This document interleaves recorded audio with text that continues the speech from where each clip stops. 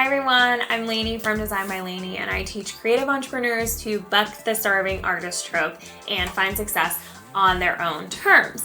Today we're going to talk about such a popular subject, which is pricing your worth. That's something we hear all the time, but it's so hard to do. So how do you do it?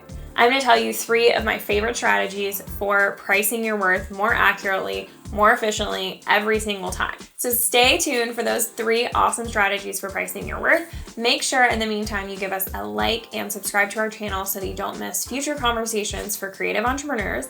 And we are releasing a Power in Pricing course for stationery designers specifically. So if you are a stationery or invitation designer, you're looking to get into that, make sure you sign up for the waitlist for Power in Pricing, which is going to be linked below this video. So if you're brand new to pricing your work, I have one helpful video I'll put in the corner for you that talks about 2 common pricing strategies for creatives. And today I'm going to go over my 3 favorite tips for making sure you're pricing your worth. The first tip for making sure you're pricing your worth is to track your time relentlessly. This sounds so tedious and annoying, but make sure you're tracking all your time and all your expenses throughout all your projects, because otherwise you don't know what your actual hourly rate is. You know what you're charging, and you can kind of estimate how long something's taking you, but you don't know what you're actually making as far as profit, margins, time that you're investing into your products, and all of that other time that you're not specifically billing for. So you could bill for something that is taking you 3 hours to do, but if you're only billing 3 hours and it's a low hourly rate, maybe it's great for those 3 hours, but it's not great for all the other time that you're spending marketing, talking to your clients, booking those clients, doing paperwork, paying taxes, etc. So you're not actually making enough unless you're tracking all of your time, where it goes, and how much money you're making for every hour that you bill. Okay, my second favorite strategy, some of you may have heard me say this before, but just ask yourself, what would a Target employee do? And I love this tactic. So we've all been to Target. We all know exactly the type of employees they have there. So if you're feeling stressed about charging a certain amount, if you're feeling like, maybe I'm not worth that, if you're feeling like you need to discount, etc., ask yourself, what would someone at Target do? Would a random person at Target be concerned if someone came up and said, this shirt's too expensive, can I have a discount? No, that random employee would just kind of look at them, maybe even laugh at them, and say, sorry ma'am, there is nothing I can do. So if that's Target's policy, that can be your policy too. So think about companies that you admire and put yourself in their shoes. What would X person do if they were presented with the same challenge that I'm working with?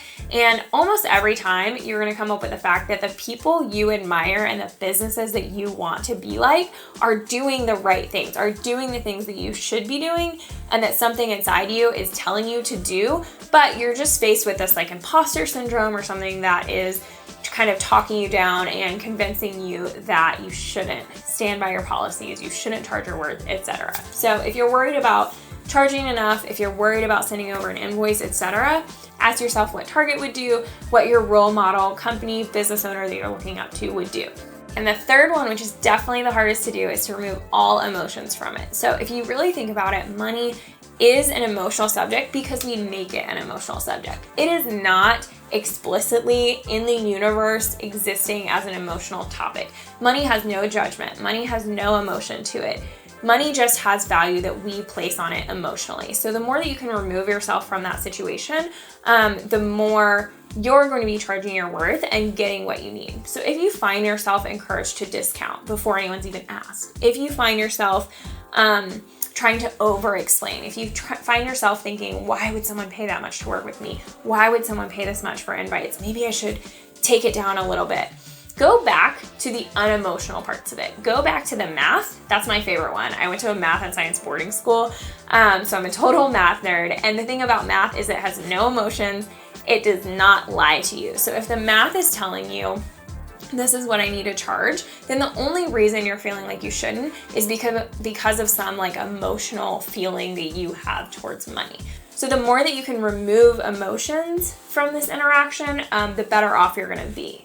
And I often find that those emotions are lying to me. So when I would be encouraged to discount, or when I would think, gosh, they're definitely not gonna have the budget for this, I would almost always, like, that person would book in 5 minutes. And I'd be like, dang, I should have charged more, or I'd find out later that their budget was way higher than they said, or they were totally willing to spend and splurge on different things. Those emotions are typically lying to us. They're making us feel a certain way about our products that isn't actually true. And the only thing that is true is the math. The only thing that's true is your profit margin, what you need to make, and those numbers don't ever lie. So just to recap a little, my 3 tips for charging were: make sure you're tracking your time and expenses. I do this on every single project, and I have a production sheet that I print out where every line item, I put how much time it took me to put together, and I put how much money it costs so I can track my margins and make sure they're where I need to be.